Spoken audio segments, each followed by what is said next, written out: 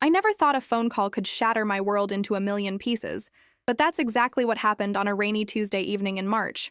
I was sitting in my small apartment in Portland, grading papers from my third-grade students, when my phone buzzed with an unknown New York number. "Hello?" I answered, expecting another telemarketer. "Is this Emma Richardson?" The voice was cold, clinical. "Yes, this is Emma. Who's calling?" "This is Margaret Richardson, your father's wife. I'm calling to inform you that your grandmother, Eleanor Richardson, passed away this morning." The red pen in my hand dropped to the floor, leaving a crimson stain on my student's math homework. My grandmother. My sweet, loving grandmother who had raised me when my own parents couldn't be bothered. The woman who taught me how to bake chocolate chip cookies, who read me bedtime stories every night, who held me when I cried after my first heartbreak. What happened?" I whispered, my voice barely audible. "Heart attack." It was quick. Margaret's tone remained emotionless, as if she was discussing the weather. "The funeral is this Saturday at St. Patrick's Cathedral. However, I need to make something very clear to you, Emma. Don't even think about showing up in New York. You're not welcome here." My blood ran cold. "Excuse me?" She was my grandmother. "I have every right to—" "You have no rights here," Margaret cut me off sharply. "Your father and I have discussed this extensively. After what you did, after the way you embarrassed this family, you lost any claim to being part of it. Eleanor is gone, and frankly, she's better off not having to deal with your presence at her final goodbye." Tears were streaming down my face now, hot and angry. What I did was tell the truth about what kind of man my father really is. You destroyed his political career with your lies and accusations. You cost him the Senate seat he worked his entire life for. You're nothing but a vindictive, attention-seeking little girl who couldn't handle not being daddy's princess anymore. The line went dead. I sat there in stunned silence, staring at my phone screen. My grandmother was gone. The only person in my family who had ever truly loved me, who had believed in me, who had supported my dreams of becoming a teacher even when everyone else called it a waste of my potential. She was gone, and I wasn't even allowed to say goodbye. You see, 3 years ago, I had done something that my family considered unforgivable. I had spoken out about my father's abuse. Not physical abuse. Richard Richardson was too smart for that. His abuse was psychological, emotional, designed to break down my self-worth while maintaining his perfect public image as a devoted family man and rising political star. For years, I had endured his constant criticism, his manipulation, his way of making me feel like I was never good enough, never smart enough, never worthy of love. When I finally found the courage to speak publicly about it during his Senate campaign, sharing my story with a journalist who was investigating claims about his character, my family closed ranks against me. They painted me as a troubled young woman seeking attention, a jealous daughter who couldn't handle her father's success. The story gained traction for a few weeks, enough to damage his campaign and cost him the election, but then it faded away. The Richardson family's money and influence ensured that the narrative shifted to portray me as the villain. My father disowned me. My stepmother, Margaret, made sure I was cut off from all family events, all family money, all family connections. But my grandmother, my sweet grandmother Eleanor, had secretly stayed in touch with me. She would call me when Margaret wasn't around, send me care packages, slip me money when I was struggling to pay for college. "Don't let them break your spirit, my darling girl," she would whisper during our clandestine phone calls. "You did the right thing. You're braver than all of them combined." Now she was gone, and I wasn't even allowed to mourn her properly. But I couldn't just sit there and accept it. This was my grandmother we were talking about. The woman who had been more of a mother to me than my biological mother ever was. I had to be there. I had to say goodbye. I called my principal the next morning and explained that I had a family emergency. Mrs. Henderson, bless her heart, immediately approved my request for emergency leave and even helped arrange for a substitute teacher. Then I did something I hadn't done in 3 years. I booked a flight to New York. The flight felt endless. Every minute that passed was another minute closer to having to face my family, another minute closer to the confrontation I knew was inevitable. But it was also another minute closer to being able to honor the woman who had shaped me into who I was today. I landed at JFK on Friday evening and took a taxi straight to the funeral home where my grandmother was lying in state. My hands were shaking as I paid the driver, my heart pounding so hard I thought it might burst out of my chest. The funeral home was elegant and expensive, exactly the kind of place the Richardson family would choose to maintain their image. I walked through the heavy wooden doors, my heels clicking on the marble floor, and followed the signs to the Richardson viewing room. I could hear voices inside, familiar voices that I hadn't heard in 3 years. I took a deep breath, straightened my black dress, and walked through the doorway. The room fell silent. My father stood near the casket, his silver hair perfectly styled, his expensive suit immaculate. He looked older than I remembered, more tired. Margaret stood beside him, her face immediately twisting into a mask of fury when she saw me. My half-brother James was there too, along with various aunts, uncles, and family friends. "What the hell are you doing here?" Margaret hissed, her voice low but venomous. "I told you not to come." "I'm here to say goodbye to my grandmother," I replied, my voice steadier than I felt. "The woman who raised me, who loved me unconditionally, who deserved better than all of you." My father finally looked at me, his cold blue eyes filled with a mixture of anger and something else. Was it shame? "Emma, you need to leave. Now. Before you cause another scene. The only scene here is the one you're making," I said, walking past them toward the casket. "I'm not here to fight with any of you. I'm here for her." And there she was, my beautiful grandmother, looking peaceful in her favorite blue dress, the one she wore to my high school graduation. Her silver hair was perfectly styled, her hands folded over her chest, holding the pearl rosary I had given her for her 80th birthday. I knelt beside the casket and placed my hand over hers. They were cold, so cold, but I could still feel the love that had always radiated from her. "I'm so sorry I wasn't here, Grandma," I whispered, tears flowing freely now. "I'm so sorry you had to leave without me getting to say goodbye properly. But I'm here now, and I want you to know that everything you taught me, everything you gave me, it's still with me. You made me strong enough to stand up for what's right, even when it cost me everything." "That's enough," Margaret snapped, grabbing my arm. "You've had your moment. Now get out before I call security." I stood up slowly, wiping my tears, and looked around the room at all these people who had once been my family. "You know what's funny?" I said, my voice carrying clearly through the silent room. "She used to tell me stories about all of you when you were children, how proud she was of each of you, how much she loved you, and this is how you honor her memory? By turning her funeral into a battlefield? You're the one who turned it into a battlefield by showing up where you're not wanted," James said, speaking for the first time. My half-brother, 5 years younger than me, had always been the golden child, the one who could do no wrong. "I was wanted," I said firmly, "by her. She called me every week. She sent me birthday cards. She told me she was proud of me for becoming a teacher, for following my dreams instead of just chasing money and status like the rest of you." The room erupted in angry whispers. Clearly, none of them had known about my grandmother's continued contact with me.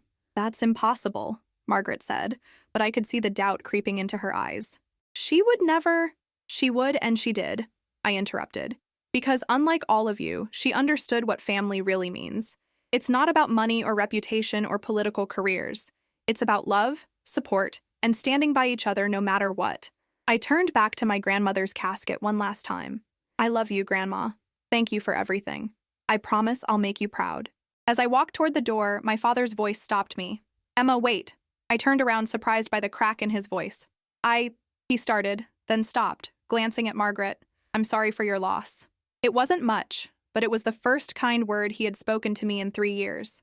I nodded and left the funeral home, my heart heavy but somehow lighter at the same time. I had said goodbye. That was what mattered. The funeral the next day was a different story entirely. I sat in the back of St. Patrick's Cathedral, having arrived early to avoid another confrontation. The service was beautiful, filled with hymns my grandmother had loved, and readings from the Bible she had treasured. But the eulogies made me sick. One after another, family members stood up and talked about what a wonderful woman Eleanor Richardson had been, how devoted she was to her family, how she had lived a life of service and love. They painted a picture of a saint, which wasn't wrong, but they conveniently left out any mention of her kindness to the family outcast, her secret rebellion against their cruel treatment of me. When the service ended, I slipped out quickly, not wanting to deal with the reception or the burial. I had said my goodbye. That was enough. I was supposed to fly back to Portland that evening, but something made me change my mind. Instead, I checked into a small hotel near the airport and decided to stay one more day. I couldn't shake the feeling that there was something unfinished, something I was missing. The next morning, I received a call that changed everything. "Miss Richardson, this is Harold Pemberton from Pemberton Walsh & Associates. I was your grandmother's attorney. Could you please come to my office this afternoon? There are some matters regarding Mrs. Richardson's estate that require your immediate attention." I was confused. Why would my grandmother's lawyer want to see me? I had been cut off from the family for 3 years. Surely I wasn't mentioned in her will. But I went anyway, curiosity getting the better of me. Harold Pemberton was exactly what you'd expect from a high-end Manhattan estate attorney. Silver-haired, impeccably dressed, with an office that screamed old money and established power. But his eyes were kind, and when he shook my hand, his grip was warm and genuine. "Miss Richardson, please sit down. I'm very sorry for your loss. Your grandmother was a remarkable woman." "Thank you," I said, settling into the leather chair across from his massive mahogany desk. "But I have to ask, why am I here? My family made it very clear that I'm no longer considered part of the Richardson legacy." Mr. Pemberton smiled, a knowing glint in his eyes. "Well, that's where things get interesting. You see, your grandmother came to see me about 6 months ago. She wanted to make some significant changes to her will." He opened a thick folder and pulled out several documents. "Eleanor Richardson was a very wealthy woman, Miss Richardson. Her estate is valued at approximately $47 million. My jaw dropped. I knew my grandmother had money. The Richardson family had always been well off. But $47 million? Now, Mr. Pemberton continued, according to her previous will, this money was to be divided among her surviving family members, with the largest portion going to your father as her eldest child. However, as I mentioned, she made some changes." He handed me a document. "This is her new will, signed and witnessed 6 months ago. I think you'll find it quite interesting." I took the papers with trembling hands and began to read. The legal language was dense and confusing at first, but as I continued reading, the meaning became crystal clear. My grandmother had left me everything. Not just a portion, not just a token amount to remember her by. Everything. The entire $47 million estate, the Manhattan penthouse, the house in the Hamptons, the investment portfolio, the jewelry collection, all of it. I don't understand," I whispered, staring at the documents. "Why would she?" "She left you a letter," Mr. Pemberton said gently, handing me an envelope with my name written in my grandmother's familiar handwriting. "Perhaps this will explain." With shaking hands, I opened the envelope and unfolded the letter inside. "My dearest Emma," it began, "if you are reading this, then I am gone, and Harold has done as I asked and brought you to his office. I imagine you are quite shocked right now, and probably confused. So let me explain. 3 years ago, when you found the courage to speak out about your father's treatment of you, I was so proud I could barely contain myself. Not because you had hurt him, I never wanted that, but because you had finally found your voice. You had finally stood up for yourself in a way I never could when I was your age. You see, my darling girl, your grandfather was not the saint that everyone remembers him to be. He was controlling, manipulative, and emotionally abusive, just like your father. But in my generation, women didn't speak out about such things. We endured, we smiled, we kept the family secrets.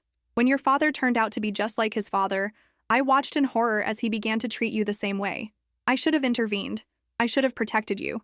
Instead, I stayed silent, and I will regret that for the rest of my life. But you were braver than I ever was. You refused to be silenced. You refused to let him break your spirit. And when the family turned against you for telling the truth, my heart broke. I have spent the last 3 years watching you build a life for yourself, watching you become an amazing teacher, watching you help other children the way I wish I had helped you. You have become everything I hoped you would be, despite having no support from the people who should have loved you most. This money, this inheritance, it's not just money, Emma. It's my apology. It's my way of saying that I believe you, I support you, and I am so incredibly proud of the woman you have become. Your father and the rest of the family have plenty of money of their own. They don't need mine. But you deserve to have the freedom to live your life on your own terms, to never have to worry about money, to be able to help others the way you've always wanted to. Use this gift wisely, my darling. Travel the world. Start that literacy program you always dreamed about. Buy yourself a house with a garden where you can grow the flowers we used to plant together. Live the life you deserve. And remember, you are loved. You are valued. You are enough, exactly as you are. All my love, always and forever. Grandma Eleanor P.S. I do hope this will finally shut Margaret up. That woman has been a thorn in my side for 20 years. I was sobbing by the time I finished reading. Mr. Pemberton quietly handed me a box of tissues and waited patiently while I composed myself. "There's more," he said gently. "Your grandmother also left specific instructions about how the family should be informed of her decision. She wanted them to find out at the reading of the will, which is scheduled for tomorrow morning. She felt they deserved to hear it directly from her, in her own words." "She recorded a message?" I asked. "She did, indeed. She was quite thorough in her planning. She wanted to make sure her wishes were crystal clear, and that there would be no room for legal challenges. I spent the rest of that day in a daze, walking through Central Park, sitting by the lake where my grandmother used to take me to feed the ducks when I was little. $47 million. It was more money than I could even comprehend. But more than that, It was validation. It was proof that someone had believed in me, had loved me, had seen my worth when everyone else had written me off. The next morning, I returned to Mr. Pemberton's office for the official reading of the will. The entire Richardson family was there. My father, Margaret, James, and several other relatives. They all looked surprised to see me, but Mr. Pemberton had insisted that I be present as the primary beneficiary. "Thank you all for coming," Mr. Pemberton began formally. "We are here today for the reading of the last will and testament of Eleanor Margaret Richardson. Before we begin with the legal documents, Mrs. Richardson left a video message that she wanted played for the family." He turned on a large monitor, and suddenly my grandmother's face appeared on the screen. She was sitting in her favorite chair in her penthouse, wearing the blue dress she was buried in, looking directly into the camera with those sharp, intelligent eyes I remembered so well. "Hello, my dear family," she began, her voice strong and clear. "If you are watching this, then I have passed on, and Harold is reading my will. I imagine some of you are quite eager to learn about your inheritance, so let me get straight to the point. I am leaving my entire estate, all $47 million of it, to my granddaughter, Emma Richardson." The room erupted. Margaret gasped audibly. James started to protest. My father just sat there, his face pale with shock. But my grandmother wasn't finished. "I can imagine you're all quite upset right now, so let me explain my reasoning. 3 years ago, this family made a choice. When Emma found the courage to speak out about Richard's abusive behavior, you chose to protect a man's reputation over a young woman's truth. You chose money and status over love and justice. You chose to cast out the one person in this family who had the integrity to stand up for what was right. Well, I'm making a choice too. I'm choosing to support the person who has shown the most character, the most strength, and the most compassion. Emma has built a life dedicated to helping others, to making the world a better place, despite having no support from any of you. Richard, my son, I love you, but you have become a man I don't recognize. Your treatment of Emma was inexcusable, and your family's treatment of her afterward was even worse. You have plenty of money from your business ventures and your trust fund. You don't need mine. Margaret, you have made it clear that Emma is not welcome in this family. Well, now she doesn't need this family. She has something far more valuable. She has her integrity, her independence, and now the financial freedom to live her life exactly as she chooses. To the rest of you who stood by and watched as Emma was cast out, who said nothing when she needed your support, who chose comfort over courage, I hope you will learn from this. I hope you will understand that family is not about blood or money or maintaining appearances. Family is about love, support, and standing by each other when times are tough. Emma, my darling girl, if you are watching this, know that I am so proud of you.